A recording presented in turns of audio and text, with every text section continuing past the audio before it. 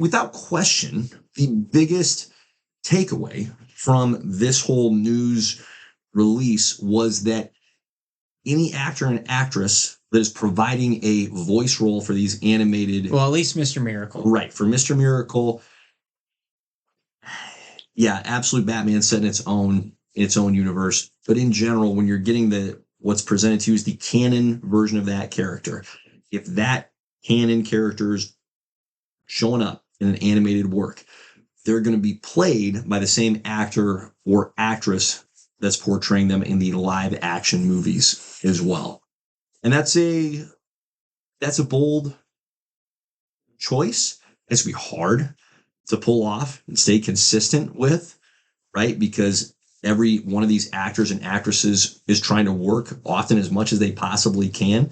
So I understand it takes less time to do voice work than it does to do live action work, but I think there's been a reason why you haven't had actors and actresses doing both in the past. It's just difficult to pull off. Now, if they can do it, more power to them.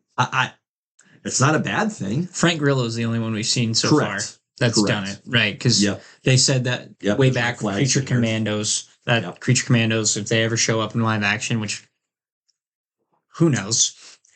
Yeah. Who knows? But a lot safer to say that about that show, probably, because you don't know when it's going to... Oh, you're forgetting Sean Gunn as Weasel.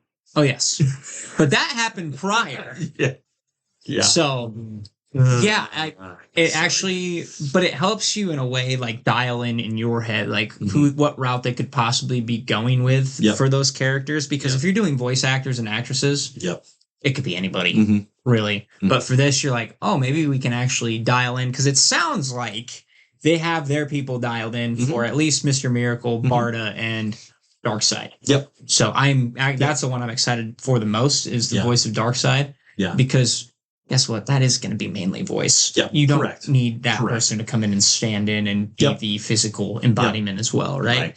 So I am way more concerned about the voice of Darkseid. That's going to be sick. But I will be very curious to see who they cast as Mr. Miracle and Big Barda. For sure.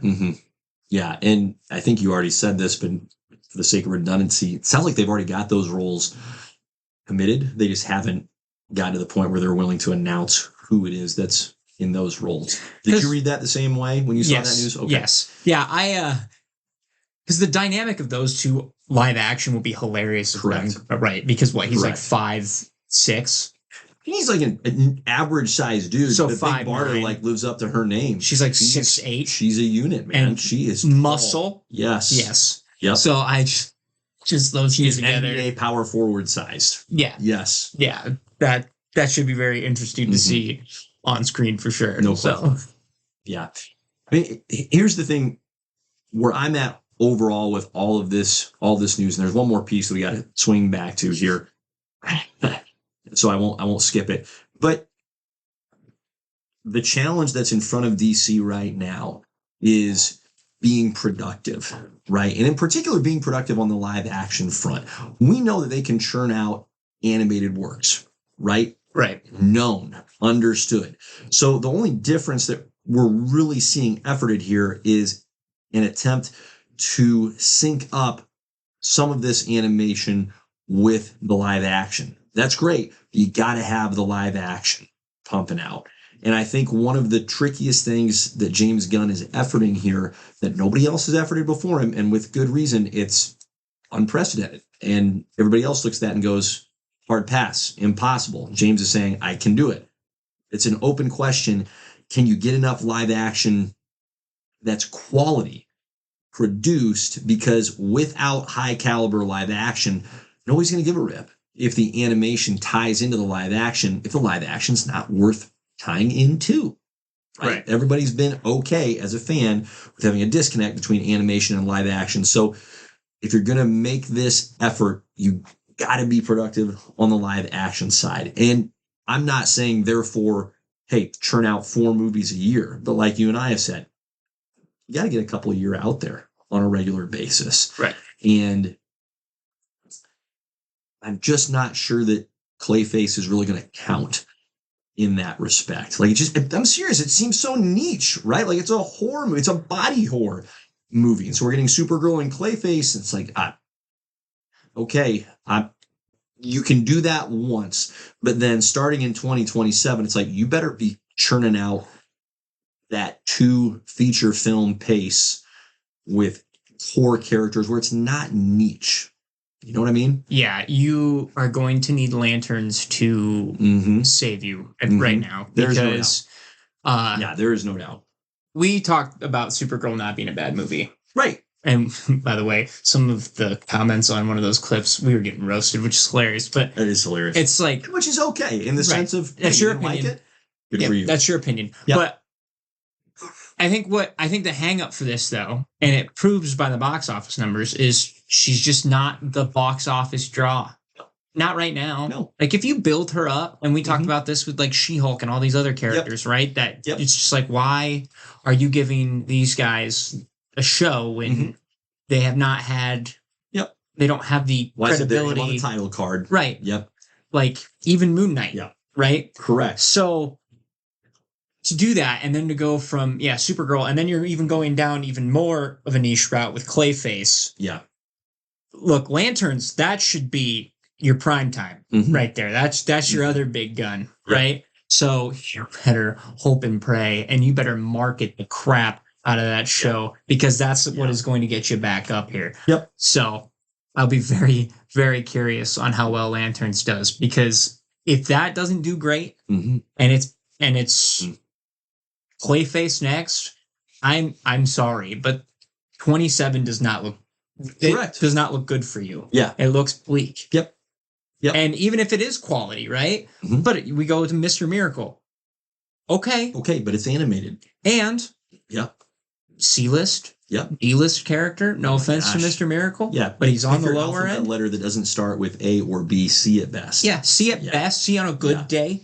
Probably F on a bad day. Right? So it's just, and they're probably banking on Darkseid, right? For that more than anything would be my guess, because Darkseid is an S tier character. But it's just like, oof. You got to have the live action productivity to anchor the synergy that you're seeking with the animation. They're almost being a little too loose. Yeah. And I'm afraid it's going to bite them in the butt. Yeah. There's a real path where that happens. Certainly hope that's not the case. But there's a very real path where that happens. And again, it doesn't help. I know that, okay, there's a Batman movie coming out. It's not connected to any of this. It's its own island. So again, it just doesn't count towards the momentum that you're seeking to build with a connected, in sync universe. So we'll see, man. We'll see. It's looking a little rough. Yeah, for sure. Yeah, as of this second. And again, are there things that you can draw from? Absolutely. Like we said, Millie Alcock was great as Farah Zor-El, right? As Supergirl. David Cornsweet is a phenomenal Superman. So you've got some key wins to build from. You've casted these movies very well, but you've got to get them produced. You got to get them out there. And that remains, again, loose is a good word for it, with lack of a timeline. Okay, last bit of news that we didn't hit on yet. Our guy, Jimmy, do you think he pronounces his last name Tatro? I choose to believe it's Tatro. Sure. I knew a Tatro back in the day. I'll believe you. Andrew I'll Tatro. take it. Great guy. So we're going to give Jimmy the benefit of the doubt here. Has been cast as Gorilla Grodd. And what's his first appearance going to be? Well, that's right. Another series, not animated, at least it's live action. Oh, that's right. It's the show around Jimmy Olsen. So we're still doing this. This. Remember when it was just a rumor? It's like, we don't know if that's actually going to happen. Apparently it's it was getting shut down. Yes. I believe even Gunn was like, no. And now it's like, oh no, it's happening. Yeah. I love Jimmy Tatro. Everything I've seen him in, he's been highly enjoyable. So this has nothing to do with Dear Sweet Jimmy. I'm nervous that this was not the right casting choice. And now I know that I'm talking about a talking gorilla. Okay, so it's gonna be ridiculous, but I don't think that's the right person, because Grodd is terrifying. If he's done correctly, Grodd is a force. Sure. And everything I've seen that guy in, has been comedy or comedy adjacent. Yep. Which, hey, look, some of these comedy actors, they'll surprise you. I'm sure. I remember with Heath Ledger getting casted, and yep. I'm blanking. Tom being casted as Bane. Oh, Tom Hardy. Yes, sure. Hardy was also questionable at that point in time, right? Yeah. And it worked out. I think obviously for Heath Ledger, I think for Hardy, I think it worked out for the most part, right? For what the story they were trying to tell. Correct. But please don't make him corny. It's a talking gorilla. It's going to be a little corny, but don't make it corny. That's my ask. Yep. I'm really nervous about that show. Yeah. In its whole, because. With good reason. Yeah. And Jimmy Olsen, I liked the guy who played Jimmy Olsen. He did great in Superman. Yeah, Scott was awesome. I don't think I want a show where he leads. Not right now. Yeah.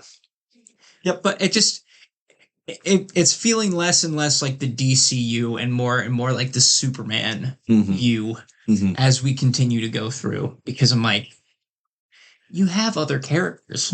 Yeah. So why are we getting a Jimmy Olsen spinoff? Yeah. I don't know. Listen, I've never made a movie in my life. Probably never will. Not planning on it anytime soon. Put it that way. From what I pretend to think I know, right, in just trying to understand how that sausage gets made, it's an extraordinarily collaborative effort. Like the sheer volume of folks that it takes to get a feature film produced is enormous, right? And if you need a point of reference, just think of the last time you saw the credits roll after a movie. There's a lot of names there. It takes a while to get through all of them, okay? So when it's that collaborative, it becomes dangerous when one person gets too much control over what the narrative will or won't be at times, okay? So like Zack Snyder, he can make some phenomenal looking movies, but he has yet to find a partner in his filmmaking life that can come alongside him and help shepherd a story that isn't full of plot holes. He hasn't done it. He hasn't done it. Maybe you could say, oh, he came kind of close with 300. Yeah, well, he had Frank Miller's graphic novel to work with there. So that was his safety net. Man of Steel, Christopher Nolan was present as a producer, and there's still plenty of holes in the logic of that movie, right? And then the less and less that he was shepherded, the more and more he was allowed to go his own way, it got more and more loose.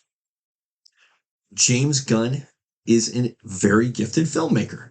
Okay, that's great. Does he have a partner that's helping him shepherd this? I know in theory it's Peter Safran, right?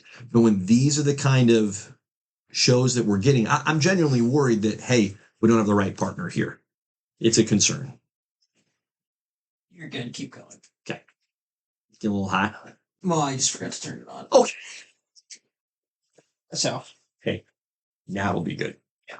So. Yeah. So that's when we keep seeing so little in terms of tangible release dates, and you can tolerate a questionable on the front side announcement, like really that show, really that character. The problem is the quantity is growing. Like that is the pattern that we're seeing, is the announcements where we're going, really. And I'm just not sure right now there's a strong enough co-voice with James Gunn to say, hey man, you've got 8 pretty out there ideas. Pick your favorite one and we'll do it. And in the meantime, not in the meantime, and as the primary focus, we need to hit these targets. Now, it's entirely possible, like a week from now, 2 weeks from now, we're going to get some additional announcements about, hey, here's a Wonder Woman movie that's moving forward with production. Here's your new Wonder Woman. Here's the new director. There has been some rumblings about who is writing that movie. So there's, in theory, things moving forward. But we've got to start having those core pieces moving forward, getting announced to help balance out the reallys. We got to have some foundation getting laid here. Absolutely. Yeah, we really do. So, Jimmy, love you. Hope it works out, Mr. Tatro. Big fan.